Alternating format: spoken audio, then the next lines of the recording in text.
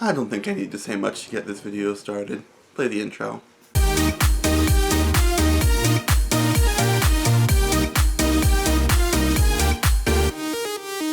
Oh. Hey, what's up? My name's Luna, and here on this channel we make videos about LGBT stuff and mental health. If that sounds like something you'd be interested in, go ahead and subscribe, hit the bell so you don't miss our new content, all that good stuff. Also, we're pretty much a bunch of broke college kids all living in one body, so if you want to help us pay for bills and food and stuff, we'd appreciate you forever if you could support us on Patreon. The link's in the description below. As most of you probably know, this is an OSTD 1B Alter introduction video. DID and OSTD are mental health disorders that are caused by childhood trauma. If you want to know more about it, Maddie did a video on it, and I'm sure she'll link a card to it somewhere above my head. But basically, because of our trauma, we never developed a singular cohesive identity. So we have multiple identities, or alters, who take turns with the body. Usually we defer to Maddie and let her have front, sometimes she defers to us, sometimes we don't really have a choice. It's mostly random, except for when it's not. But I'm fronting right now because Maddie asked me to front and talk about myself, which is chill. I don't do that much related to the channel, but I definitely approve of the work that Maddie, Natalie, and everyone else are doing, and I don't mind this video being my stamp of approval, so let's get into it. The first question she wants me to answer is name/how I got it. I've already introduced myself, my name's Luna, and honestly I kind of played around with different names until I found one I liked. I toyed around with the name Sky for a really long time, but Luna just fit me better. I was almost Luna Sky, but then I decided that in a system with 43 alters and counting, it's best for me not to be selfish with the names, and I think there's another alter named Sky now, so yeah, I made the right decision. Next is age, and I am 21. Honestly, I get the feeling that I might actually age up to 22 on my upcoming birthday. Not that there's that much of a difference between 21 and 22, but something about being 22 just feels right, and not just because I like Taylor Swift. Also, for those of you who are curious, my birthday is on the 19th of December, so if you wish me a happy birthday, then you're officially one of my favorites. As for gender, I'm a woman. A trans woman, to be more specific. I do take pride in being trans. That being said, my transition timeline looks a bit different than Maddie's in that I pretty much pass as a cis woman, and I don't have a low voice in the inner world.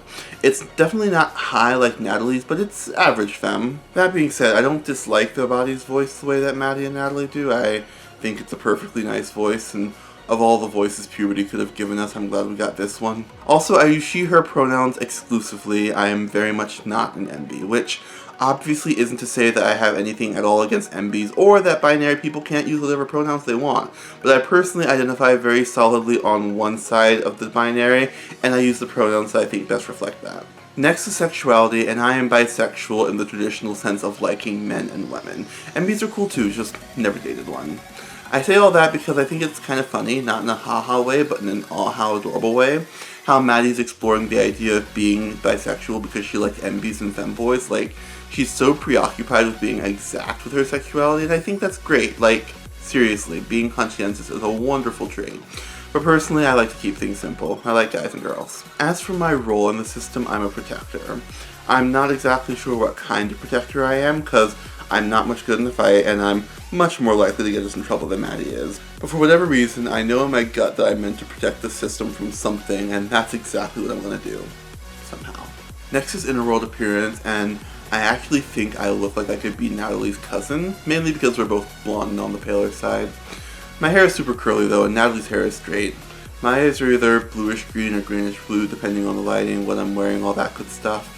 And I'm not that tall, maybe 5'5", 5'6". As a general rule, it's always a bit of a shock when any of us are in this 6'3" body because we don't have a ton of super tall alters. Sage might be 5'10" in boots, and then there's Luther who's like 7 feet tall. Anyway, I'm rambling.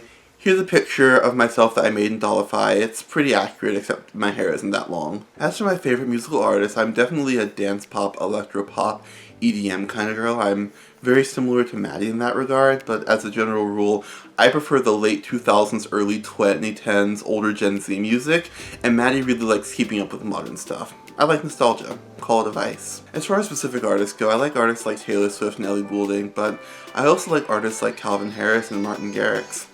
And as a general rule, I prefer the remixes to the originals, unless the original was an absolute masterpiece. Like, I remember hearing this remix of Stressed Out by 21 Pilots, and no, that's not allowed.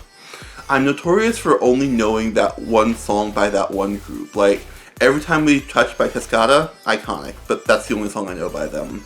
More Than You Know by Axel and Grosso, amazing. Never heard another song by them. Truth be told, I probably need to listen to more music when I'm sober and not drunkenly dancing in our apartment as if we don't live on the second floor, but I think you get a pretty good idea of what I like. Continuing on with the favorites, my favorite color is pink, which I think is funny because I'm not that girly, I just think pink is an awesome color. And an awesome musician, but that's a bit off topic. My favorite things to do / hobbies involve driving fast and not being sober, though never at the same time.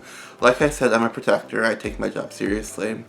It should also be noted that since we started Daycare 2, we have become complete and total lightweights, so when I talk about getting tipsy, we're talking about the little fruity drinks with the umbrellas. The last time we took a shot, it was lemon juice. My favorite place in the inner world is Tricky because our inner world's a bit new. We were hospitalized in February of this year, and ever since things have shifted into unfamiliar territory. Which is not to deter anyone. If you need help, get help, but we had mixed results, to put it lightly. Before things went wonky, I honestly think I just enjoyed wandering about our house. The architecture of it made no sense at all, so it was fun just to see what was behind every door, get to meet new people that way, but now it kind of feels like everything's on lockdown, so I don't really do that anymore. I mostly just sit by the new river and observe what's going on in the outer world, or walk out the front door and wonder how far I can go before I can't find my way back. Honestly, I think the current state of the inner world is a precautionary measure. I really hope we reset and go back to how things used to be, but there's no telling how long that'll take. And also, Alyssa actually has an office now, so I'm sure she's not ready to give that up. But honestly, I'd give up my room so Alyssa can have an office if it meant things could go back to the way things were. I miss how friendly and open things used to be. Sure, the basement was terrifying and Damien's room stayed locked for a reason, but it's better than the cold, lifeless mansion that we have now.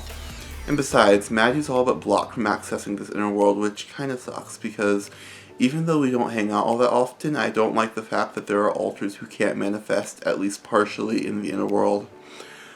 I wonder if that's why Sage has been dormant too. Sorry, that became a huge ramble that may or may not have made sense to you, so I'll move on. My thoughts on the channel are that it's a good tool for helping others and communicating with new people. Collectively, we have a tendency to shut ourselves away and assume that people don't want to hear from us, so the fact that we've been making content for over 3 years is pretty impressive. I'm proud of us. That being said, if Maddie ever decides to potentially change the name of the channel without consulting the rest of us, I'm going to fight her. About 1.5 years ago, she went on this kick about changing the channel name to her name, which wouldn't have been the worst thing ever if she hadn't just discovered that she was part of a system. I don't know if she was subconsciously trying to distance herself from the rest of us or what, but it definitely felt like she was trying to erase us, and I wasn't okay with that. I know I don't do much on the channel, but I'd like to. I just don't front often enough to write scripts and film them, and I know Maddie feels weird about triggering us out without our consent, which is hard to obtain if we're not close to the front. It's a bit complicated, but I do hope this isn't the last time you hear from me. I'd like to be a regular feature on the channel. Lastly, Maddie asks, what else do you want people to know about you? And honestly, I think I've done a pretty good job of introducing myself. If nothing else, you should have a pretty good grasp of my personality. I think the only thing Maddie didn't include in this questionnaire are things like religion and politics, which aren't polite conversation anyway, but if you didn't pick up on it, I really don't care about polite conversation. The only reason I'm not swearing in this video is because I don't want this video to get demonetized. I will pass on talking about politics because while I am a leftist like Maddie, I don't consider myself to be especially well informed. Also, Maddie has to moderate these comments, and while this community is amazing, the internet as a whole is real toxic. As for religion though, I'm honestly not sure. I'm definitely not anti-religion like Natalie, but I'm definitely not as into it as Maddie. Also, the whole magic thing confuses me, which is weird considering the fact that almost every altar has some sort of superpower in the inner world. What can I say? The brain gets super creative when it's trying to survive trauma. But back to the topic of religion, I think the religion I vibe with most is Christianity, but mostly just the big picture concepts like loving your neighbor and forgiving people and stuff like that. I don't think you need to believe all the stuff about walking on water and raising the dead to believe that Jesus was a pretty cool dude. I get a drink with him, just not a beer or wine. Give me something fruity. So yeah, that's me. If you have any questions for me, leave those in the comments below. For those of you who may have forgotten, my name's Luna. Maddie's one of my alters and I'm one of hers. And if I'm lucky, this won't be the last time you see me. But if you want to make sure you don't miss any of our future uploads, go ahead and like this video and click the subscribe button. While you're at it, you might as well click the bell so you don't miss any updates from us. And if you're really feeling generous this holiday season, consider checking out our Patreon. The best part about Patreon is that you get gifts in return, like poetry, chapters from Maddie's book, playlists from the Altars of the Sanctuary System, and so on. It really is a win-win situation. But regardless of which buttons and links you decide to click today, remember that you're wonderful, and that the world's a better place because you're in it. And as always, thank you so much for watching, and I'll see you again in the next video. Bye!